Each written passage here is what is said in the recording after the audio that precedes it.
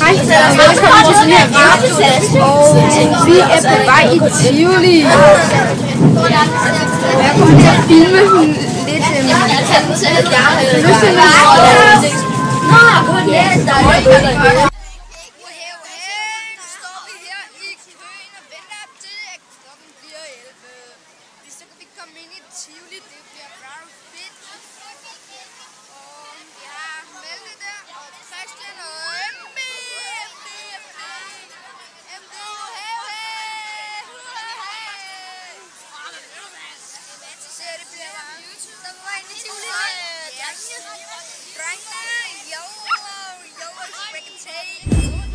Vældig både radiobiler, fungerer det ikke? Ja, nu er sådan et Tivoli, det er bare mega fedt!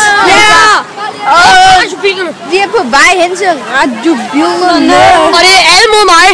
Alle mod Christian! Han får fandme tæv. Jeg ved ikke helt, om jeg kan filme det, men det ser vi på, gutter. Og piger selvfølgelig. Dem, der ser med. Men det ser vi sgu på.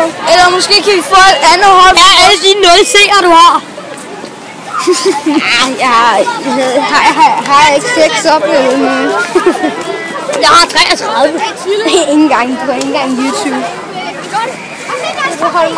Armen er min fætter. Ikke en skid, han er, men... Okay, en rigtig vigtig info i Tivoli. Hold jer i den gruppe, I er. Og Karl, nej, jeg tror ikke på, at Armin er min fætter. Jo, det er den rigtigt. Det bliver lidt sådan en sort nære.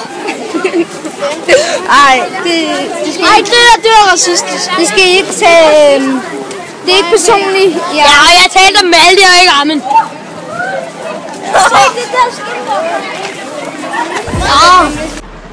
Hey, nu er tilbage igen.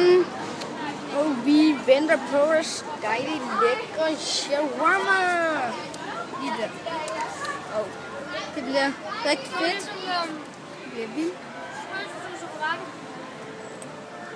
Ja. Bare vent på vores lækre shawarma. Det bliver fedt. Det gør det faktisk. Vi er nogle taber, mand. Råbrød. Og vi får kraftigt også gratis pomfritter. Det er det bedste. Hvis vi købte en shawarma. Jeg får en selvfølgelig.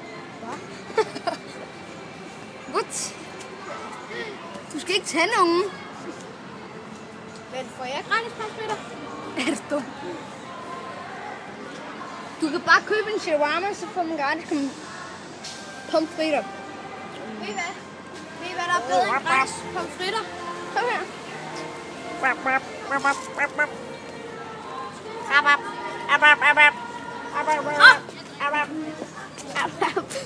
Jeg skulle ikke betale. Hey, men hvad er det der for noget? Det er energidrik. Vi spiser den lige nu. Shawarma.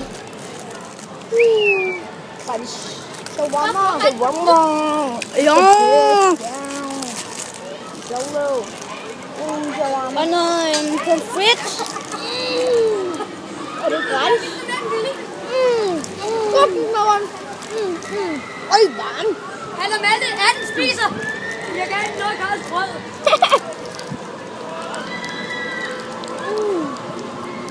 Jeg elsker de der. Prøv at se, Malte.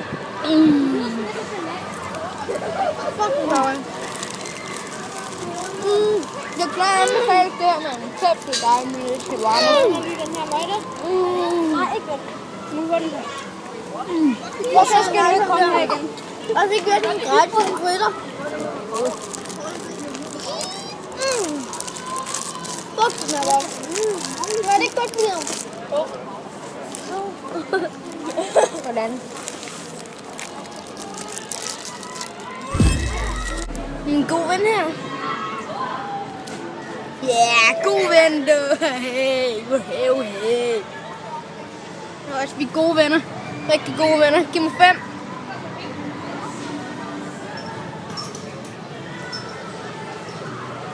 Kæft, den er sød. Jeg skulle lige få den med lidt pomfritter af. Du har ikke taget noget med i shawarma. Ja, Karl, godt valg. Det passer lige dig.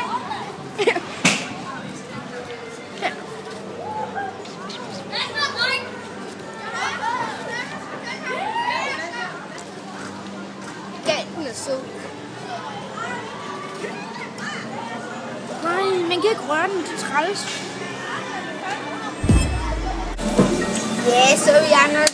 Greb! En smuk sommerfugl Ja, så er vi hos lever Anders som kuffert. væk fra mor Tusse og hendes flyvende andesøn. kuffert. Mange oplevelser venter. Jeg ved det, fordi min ven Svane fortalte mig, kongen, de blev forelsket. Den lille havfrue forlod sit smukke undersøiske hjem for se verden.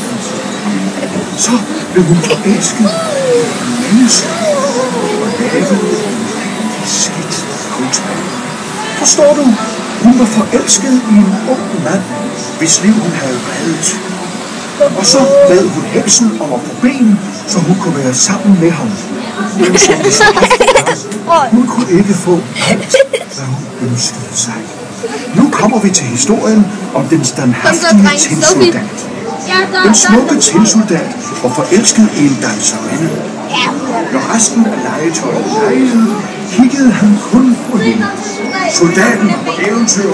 Det var noget med et papirskib, en regneslinge, en stor rotte og en stor fisk. Og gennem det hele stod han ret som soldater skal. Nogle falder på smiger, nogle roser noget, de ikke kan se. Sådan var det med kejserens nye klæder. Det var kun et lille barn, der turde sige, se, han har jo ikke noget på. Der var engang en ælling, som ikke var magen til nogen anden ælling. Ænderne og hønsene drillede ham og sagde, han var grim, og så fløj han væk. Hele efteråret og vinteren var han alene og ked.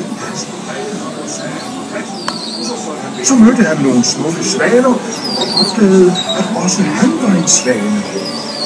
Naturen bringer altid til hende. Den lille pige med solstikker tændte en tændstik for at varme hænderne.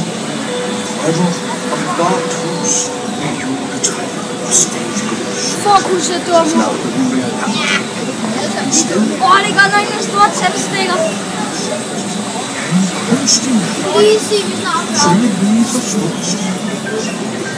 Jeg tror, at den her musik kommer til det slide på grund af, at det er en ordentlig. En gang var der en ondskabsfuld djævel, der opfandt et regnbuespejl, som faldt til jorden og gik i millionstykker. Stykkerne satte sig i folks øjne og i deres hjerter, så de blev til is. Det skete for en dreng, som af snedrøm. Det her. Nej, det er Hvor den lille Gerda, Kajs ven, tog ud for at finde ham. En venlig krage, der gode ord og et hurtigt rensdyr hjalp hende nordpå på jagt efter snedronningens palads. Kaj og Gerda er kommet sikkert hjem, men pas på. Ondskabsfulde djævel laver stadig ulykker.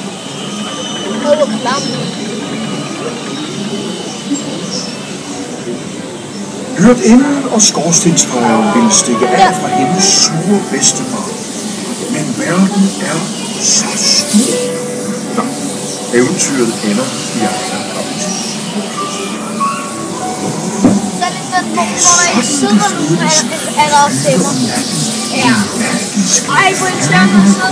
Det er ligesom den rige købmands søn, da han fløj op til slottet og den smukke prinsesse.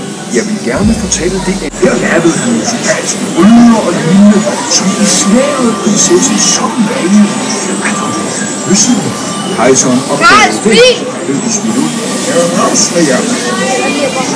Prinsen sagde, svinedrengen kunne du kysse for en spilleverden, men du vil ikke have prinsen og hans skæbne. Så blev prinsessen og prinsen. Hvordan kan man vide, om en ung mand